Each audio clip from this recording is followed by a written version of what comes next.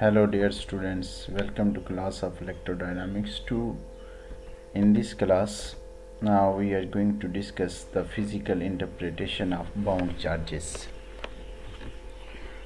Students, यहाँ पर दो किस्म के चीज़ें हम डिस्कस करेंगे. एक तो यूनिफॉर्म पोलराइजेशन अगर किसी मटेरियल के अंदर मौजूद है तो फिर बाउंड चार्जेस की फ़िज़िकल इंटरप्रिटेशन क्या होगी, और अगर किसी भी मटेरियल में यूनिफॉर्म पोलराइजेशन नहीं है तो उस केस में बाउंड चार्जेस की फ़िज़िकल इंटरप्रिटेशन क्या होगी.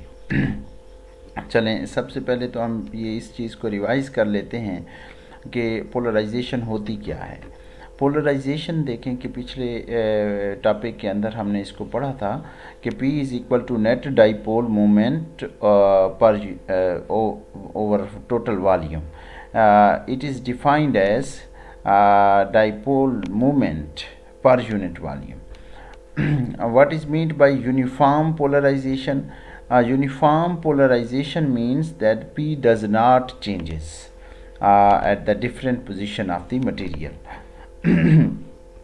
बाउंड चार्जेस क्या होते हैं? बाउंड चार्जेस का हम पूरा टॉपिक एक डिस्कस हम कर चुके हैं, जिसमें जो है हम पोलराइज्ड ऑब्जेक्ट की वजह से इलेक्ट्रिक पोटेंशियल निकाला था और उसी में हमने बाउंड चार्जेस को ड्राइव किया था. तो बाउंड चार्जेस दो किस्म के होते हैं, एक सरफेस बाउंड चार्ज, दूसरा वॉल्यूम बाउंड चार्ज. तो ये इनकी फ़िज़िकल इंटरप्रिटेशन क्या है, तो इसमें हम ये देखते हैं कि अगर किसी भी मटेरियल के ऊपर इलेक्ट्रिक फील्ड ना अप्लाई किया जाए तो वो मटेरियल उसके अंदर जो एटम्स होते हैं उसमें किसी किस्म की कोई तब्दीली नहीं होती उनकी शेप में, उनमें चार्जेस जो है वैसे रहते हैं. लेकिन जब इलेक्ट्रिक फील्ड जो उस पर अप्लाइड इलेक्ट्रिक फील्ड है वो ज़ीरो नहीं है तो उस केस में एटम्स की शेप डिस्टार्ट हो जाती है. आपको पता है कि किसी भी इलेक्ट्रॉन पर जो फोर्स लगती है वो इलेक्ट्रिक फील्ड के अपोजिट लगती है. तो ये अगर इलेक्ट्रिक फील्ड इस जानिब है यानी लेफ़्ट टू राइट है तो इलेक्ट्रॉन्स पर फोर्स राइट की जानिब लेफ़्ट की जानिब लगेगी यानी अपोजिट टू द फील्ड. तो इस तरह से ये एटम्स की शेप डिस्टार्ट हो जाएगी. इसे हम बोलते हैं इंड्यूस्ड डाइपोल्स. तो इस तरह से किसी भी मटेरियल के ऊपर जब एक्सटर्नल फील्ड अप्लाई किया जाता है तो उसमें डाइपोल इंड्यूस हो जाते हैं. तो ये परफेक्टली जेन्युइन चार्जेस होते हैं जो कि पैदा हो जाते हैं एक्सटर्नल फील्ड के ऊपर अप्लाई करने से. ये दरअसल डाई में होते हैं, क्योंकि डाई में इस वजह से कि मेटल के अंदर तो कंडक्शन शुरू हो जाती है जब भी हम इलेक्ट्रिक फील्ड स्टार्ट करते हैं, लेकिन जब इसके ऊपर अप्लाई करते हैं तो चूँकि कंडक्शन नहीं हो सकती, ये चार्जेस एटम से या मॉलिक्यूल से बाहर नहीं निकल सकते, तो इस तरह से ये एटम्स अपनी शेप डिस्टार्ट कर देते हैं और इस तरह से हमें एक पोलराइज्ड मटेरियल मिलता है. तो यहाँ पे स्टूडेंट्स ये देखिए कि अगर हम इनको रिप्रेजेंट करें कि इस एटम का भी एक स्मॉल डाइपोल मोमेंट है, इसका भी स्मॉल डाइपोल मोमेंट है. डाइपोल मोमेंट को हम स्मॉल एरो से रिप्रेजेंट करते हैं. इस एरो की स्टार्ट पर यानी टेल पर नेगेटिव साइन है और इसके हेड पर पॉजिटिव साइन है. तो इसी तरह नेगेटिव नेगेटिव पॉजिटिव. तो अगर ये नॉट यूनिफॉर्मली पोलराइज्ड है तो इस केस में जो इसके ऑल इंटरनल चार्जेस हैं वो सारे के सारे कैंसल आउट हो जाते हैं. सिर्फ हमें एंड पर चार्जेस मिलते हैं, यानी पॉजिटिव चार्जेस इस सरफेस पर मिलेंगे जो बिल्कुल जो राइट सरफेस होगी और लेफ़्ट सरफेस पर नेगेटिव चार्जेस मिलेंगे. तो all internal charges are cancelled means rho B is equal to zero, यानी surface volume bound charge density is equal to zero in this case. तो लेकिन सरफेस बाउंड चार्ज ज़ीरो नहीं होंगे क्योंकि surface पर ये चार्जेस बाकी रह जाएंगे और इस राइट सरफेस पर जैसे पॉजिटिव चार्ज और लेफ़्ट साइड पर जैसे नेगेटिव चार्ज दिखाया गया है. तो अब हम एक एग्जांपल लेते हैं इन बाउंड चार्जेस को मज़ीद फ़िज़िकली इंटरप्रेट करने के लिए कि ये मज़ीद ये कैसे पैदा होते हैं। तो उसके लिए हम एक सिलेंड्रिकल पीस लेते हैं किसी मटेरियल का जो कि यूनिफॉर्मली पोलराइज्ड है लेफ़्ट टू राइट में। तो अब इसमें से हम एक चुंक निकालते हैं और जो यहाँ पे मौजूद है ये एक पीस है इस मटेरियल का। इस मटेरियल के इस पीस में आप ये देखें कि लेफ़्ट साइड पर नेगेटिव चार्जेस हैं और राइट साइड पर पॉजिटिव चार्जेस हैं। इसकी वजह से हम इनको यूँ रिप्रेजेंट करते हैं कि माइनस क्यू और प्लस क्यू ये एक दूसरे से बहुत शॉर्ट डिस्टेंस पर हैं, क्योंकि यहाँ पर ये देखें कि ये चार्जेस एक दूसरे से सेपरेटेड हैं। तो इस तरह से इसको इस तरह से हम रिप्रेजेंट कर सकते हैं।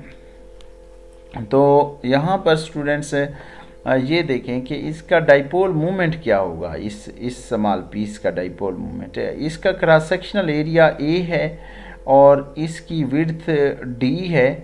तो ए और डी को आपस में मल्टीप्लाई करें तो वो वॉल्यूम बनेगा। और हम जानते हैं कि पोलराइजेशन बराबर होती है डाइपोल मूवमेंट ओवर वॉल्यूम। और अगर डाइपोल मूवमेंट निकालना हो तो पोलराइजेशन को वॉल्यूम से मल्टीप्लाई करना पड़ेगा। यहाँ पर polarisation multiplied by volume of this piece. Volume of this piece is equal to A D. We know that P is equal to Q D. ये किसी भी डाइपोल मूवमेंट के लिए ये इक्वेशन है। तो अगर इन दोनों को हम कंपेयर करें आपस में, Q D is equal to P A D, तो ये यहाँ से डी कैंसिल हो जाएगा, Q is equal to P A बन जाएगा। Surface charge density sigma B, अब इसकी डेफिनेशन यूँ है कि चार्ज पर यूनिट एरिया, यानी कि चार्ज डिवाइडेड बाई एरिया। अब चार्ज की वैल्यू हम यहाँ पे निकाल चुके हैं, P A divided by area. तो एरिया से area cancel is equal to P. तो इस केस में इस पीस का जो सरफेस चार्ज डेंसिटी हमारे पास निकलेगी वो पोलराइजेशन के बराबर है। लेकिन इस तरह का अगर उब्लिक कट हो, जैसा कि यहाँ पे ये आप लोगों को दिखाया गया है, जिसमें पोलराइजेशन की डायरेक्शन ये है और एरिया की डायरेक्शन ये है, तो इस केस में surface charge density, bound surface charge density इसके बराबर नहीं होती पोलराइजेशन के। तो इसको हम देखते हैं कैसे कि आप ये देखिए कि ये यहाँ पर जो जी ये वाला एरिया जिसको हमने सिंपल ए से रिप्रेजेंट किया है वो तो है बिल्कुल परपेंडिकुलर, लेकिन ये वाला जो ओब्लिक कट है ये एंगल बना रहा है पोलराइजेशन की। इस एरिया को हमने रिप्रेजेंट किया ए एंड से, ठीक है। तो अगर हम इसकी डायरेक्शंस के दरमियान में एंगल देखें तो जो एरिया परपेंडिकुलर है उसकी डायरेक्शन ये वाली बनेगी और जो ओब्लिक कट की वाला एरिया है उसकी डायरेक्शन ये वाली बनेगी। और अगर हम इस एरिया को का कंपोनेंट इस एरिया की डायरेक्शन में निकालें, यानी जो परपेंडिकुलर कंपोनेंट है वो परपेंडिकुलर सरफेस वाला जो एरिया है अगर वो निकालें तो वो ज़ाहिर बात है कि यहाँ पर ये एंगल थीटा बन रहा है, तो वो बनेगा ये चूँकि ये बेस बन जाएगी। जब हम यहाँ से परपेंडिकुलर गिराएंगे और इस तरह से इसको निकालेंगे तो a is equal to A and cos theta बनेगा।